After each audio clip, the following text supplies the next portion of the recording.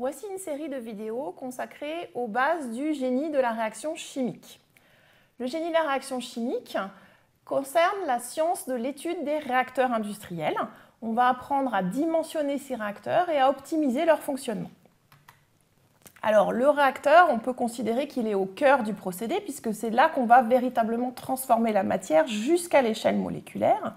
Et pour définir un réacteur, eh bien, on dit tout simplement que c'est une portion de l'espace où se déroule une réaction. Alors, c'est une définition vraiment très générale, mais on va se consacrer, nous, aux réacteurs industriels et pas aux autres réacteurs qu'on peut rencontrer dans la nature, dans lesquels il se passe aussi des réactions.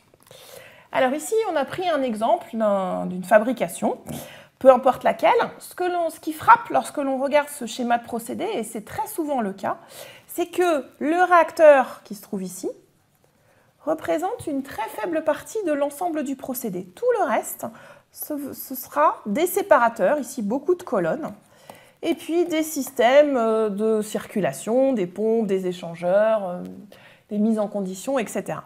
Donc le réacteur, ce n'est pas grand-chose à l'intérieur de notre procédé, et pourtant, s'il est mal conçu, eh bien, ça va avoir des conséquences très déplorables sur l'ensemble du procédé, puisque si le réacteur fonctionne mal, eh bien, il va falloir peut-être encore plus de séparateurs et de systèmes pour gérer ce qui va sortir de ce réacteur mal conçu.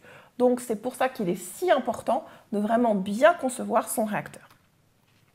Alors ici, je vous mentionne quelques ouvrages de référence dans le domaine. Celui de l'inventeur du génie de la réaction chimique, Octave Levenspiel, qui donc a sorti le premier livre de Chemical Reaction Engineering et qui a maintenant plusieurs éditions, donc c'est vraiment l'ouvrage de référence. On a un équivalent en français qui est l'ouvrage Génie de la réaction chimique de Jacques Villermoz. Et puis on peut considérer que l'ouvrage de Daniel Schweich est une sorte de nouvelle édition de l'ouvrage de Villermoz.